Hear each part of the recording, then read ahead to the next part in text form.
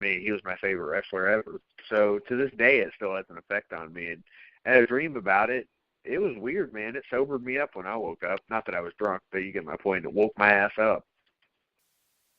Well, I mean, it was rough. I do remember that. I do remember when it happened. I can't believe it, man. It's been 11 years since the whole thing happened. But are you one of those people, which I've never met one, and I don't mean those in the derogatory sense, I mean one of the conspiracy theorists, which is fine if you are. I have no problem with that. I was one for years about Kurt Cobain, and still to this day, I'm not 100% sure that he killed himself, or at least that he pulled the trigger anyway. Are you one of those people that think there was more to the Chris Benoit thing than what we were given by the media and by the authorities? Do you think something else happened? No, he totally did it. Yeah. Okay. I just wondered. And if you were, I was no disrespect at all, buddy. You know that. No, I would love to think otherwise. I would love to. But, I mean, like, I'm just being dishonest with myself if I think anything but that he did it. I mean, if you listen to Nancy Benoit's sister talk about it, it's clear that Chris Benoit did it. Fucking clear. You know what I mean? She's a member of the family, and there's a lot of things that people throw out there, and she's like, don't be ridiculous. And if she's saying this, I have as much faith in her opinion as I can in anybody else's who's alive right now. You know what I mean? Everybody else who's saying shit like this, they're just crazy fucking theories. So, I mean, it's unfortunate, but it is what it is. And we all, Benoit fans like me, we need to sit there and deal with it for the rest of our lives. He not only affected the people he knows, but he affected the people he doesn't know. Horrible. Yeah. Yeah, and I mean, killing and hurting a child is never okay, ever. But the fact that it opened up people's eyes to the drug use, steroid use, and other things that happen in the sports entertainment industry like that, and the injuries, and people are always like, wrestling's 100% fake. It might be scripted. We might go into that ring knowing who's going to win, who's going to lose, who's going to forfeit a title, who's going to vacate it, who's going to win it. We might know all that, but nothing can account for those instances where they fall wrong or you hit your head the wrong way. Owen Hart, right? That's the case with that. Accidents do happen, and even if it's planned, how many chair shots can you take before it rattles something loose? And they take unprotected They used to take unprotected chair shots. It's not like they were throwing up a hand every time. Oh yeah, but I mean, like what? Okay. I mean, that's kind of like I don't know. It's just I don't see what good that does. I mean, holding throwing up a hand, but well, more than getting hit fucking straight on. I can tell you that. I guess it just the whole thing stinks. The whole thing's awful. Now this thing with Jerry Lawler and his child. Yeah, that was horrible too. And you know what? I actually do think there's some sort of conspiracy there. I mean, not conspiracy necessarily, but like the idea that you don't think it was a cut and dry suicide. No, hell no, not a bit, not a fucking bit. But there's too many weird situations with that whole thing.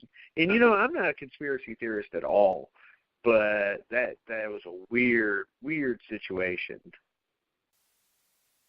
Oh yeah, and I had to defend myself for many years when it came to Kurt Cobain and his death, and then finally I could convince people, look at the evidence, look at what you see, look at what this detective has shown you, look at the shabby police work that was done.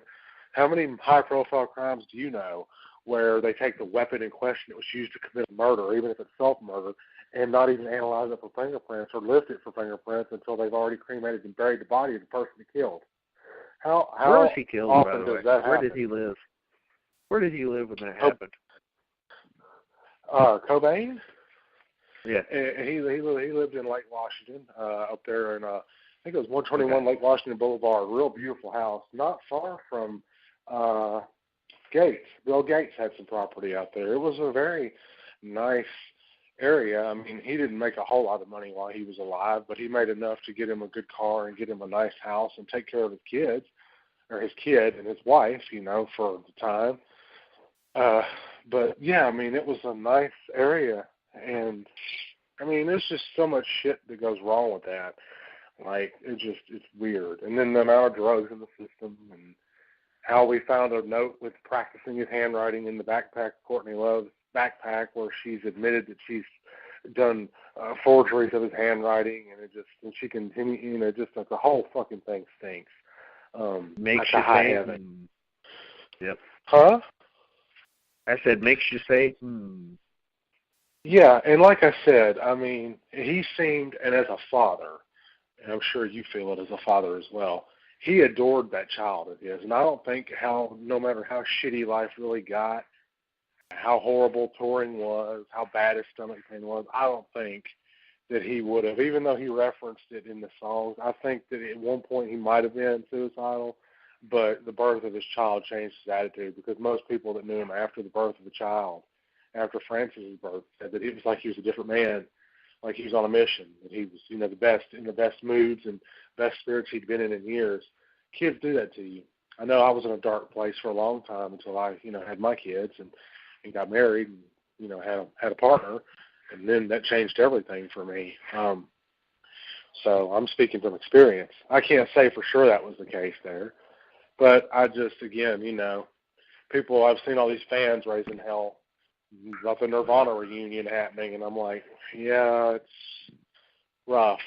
It's missing one very important part of that band.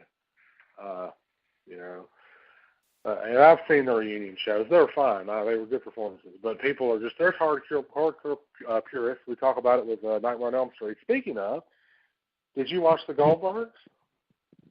I have not yet, but I know Robert Englund looked really old as Freddy. Like, like the video. I mean, I know he is getting up there, but like, I've never seen him look old as Freddy. I don't know if it's the makeup or just the fact that he is old. He looked very old.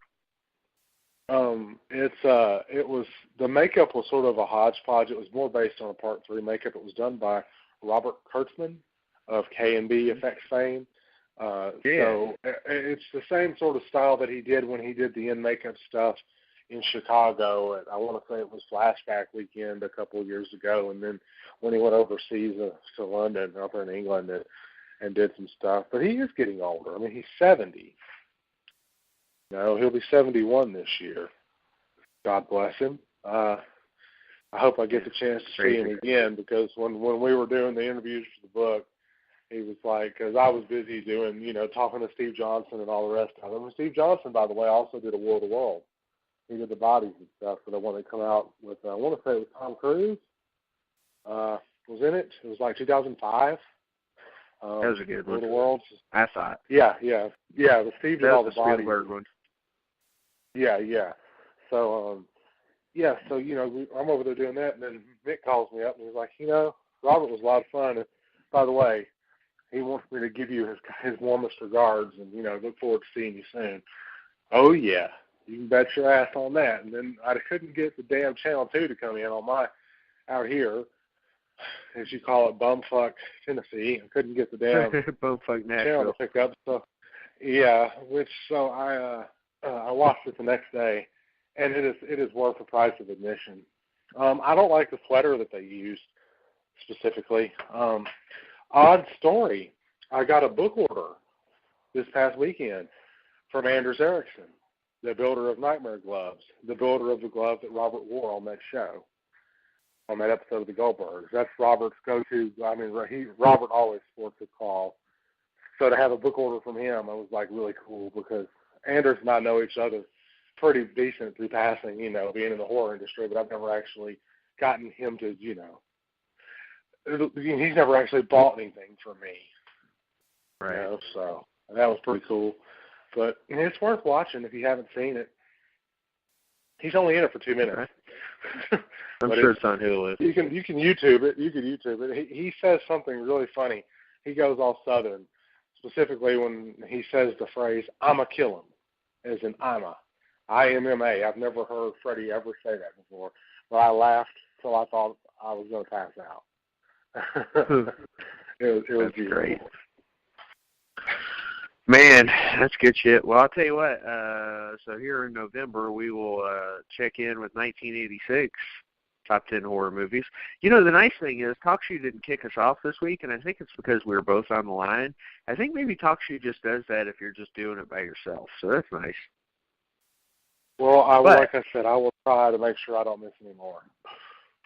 Buddy, nobody's blaming you, so don't sweat it. I mean, Vic didn't show up either. He passed out or some shit. Anyway, well, right, but I do. Normally, if Vic doesn't, I'm your go-to guy if Vic is not there. So. and here you are, and I appreciate that. So let's wrap this thing up. You can email us, tnvhorror@gmail.com. You can find us or find, Twitter, Trav and Vic Horror, Instagram thing, same thing. Travis and Vic's Drunken Horror Adventures on Facebook, TravandVicHorror.wordpress.com. I've only been meaning to update that site for like 3 months. Eventually I will. But that's all I got. Oh, at Phenomenal TLD on Twitter. I actually use that now. So, Blake, what you got for us? Oh, just the normal thing. Facebook.com/Blake Best Horror is my official thing. You can go check out the book Behind the Scream, Masters Revealed. Personal website, it's available there, blakebestauthor.wixsite.com/Blake Best Horror. There you go. You got it. All right, man. Well, peace out, and we'll talk real soon, probably within a week or two. Sounds great. You have a good evening. Try to get you some sleep before Truett gets up and makes the rounds. Oh, and in the words of Colonel Cochran from Halloween 3, Happy Halloween. Later. Later. Bye-bye.